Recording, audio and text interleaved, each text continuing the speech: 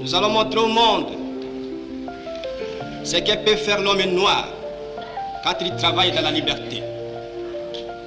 Et nous allons faire du Congo le centre de rayonnement de l'Afrique tout entière. Nous allons veiller à ce que l'été de notre patrie profite véritablement à ses enfants. Nous allons revoir toutes les lois d'autrefois et en faire de nouvelles qui seront justes et nobles. Nous allons mettre fin à l'oppression de la pensée libre et faire en sorte que tous les citoyens jouissent pleinement des libertés fondamentales prévues dans la Déclaration des droits de l'homme.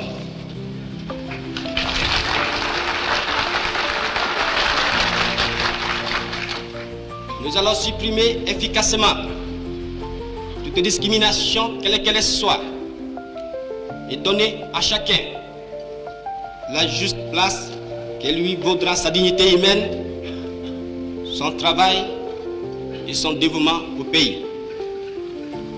Nous allons faire régner non pas la paix des fusils et des baïonnettes, mais la paix des cœurs et de bonne volonté.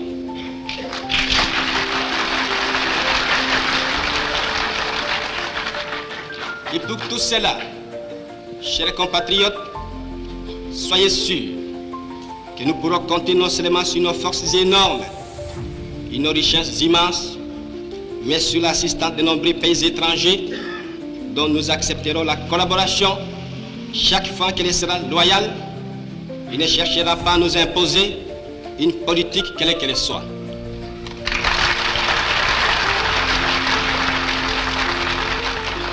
Dans ces domaines, la Belgique,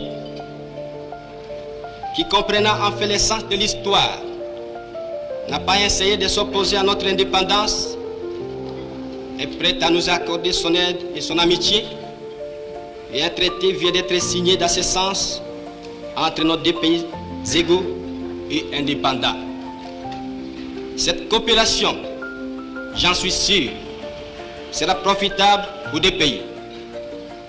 De notre côté, tout en restant vigilants, nous saurons respecter les engagements librement consentis.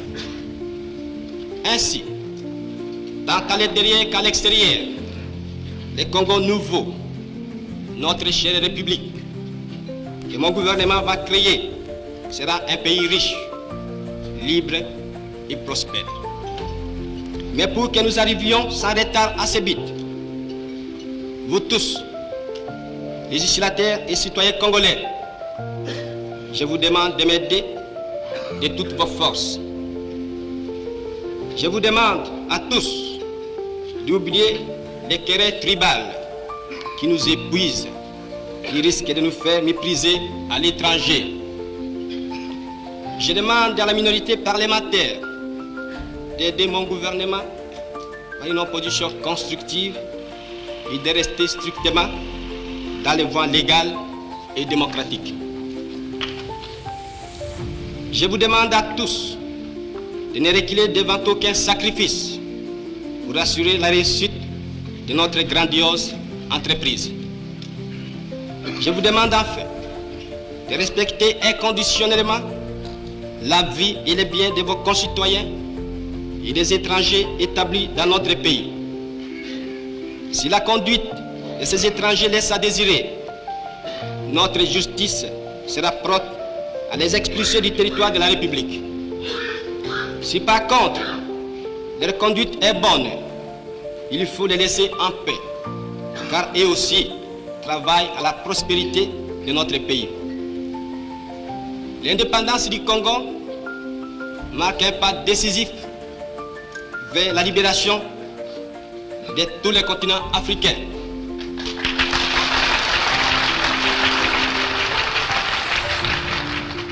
Voilà, si, Excellences, Mesdames, Messieurs, chers compatriotes, mes frères d'Arras, mes frères de lutte, ce que j'ai voulu vous dire au nom du gouvernement en ce jour magnifique de notre indépendance complète et souveraine.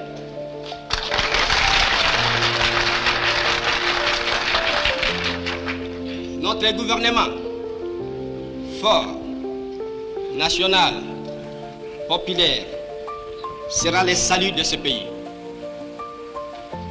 J'invite tous les citoyens congolais, hommes, femmes et enfants, de se mettre résolument au travail en vue de créer une économie nationale prospère qui consacrera notre indépendance économique. Hommage aux combattants de la liberté nationale. Vive l'indépendance et l'unité africaine. Vive le Congo indépendant et souverain.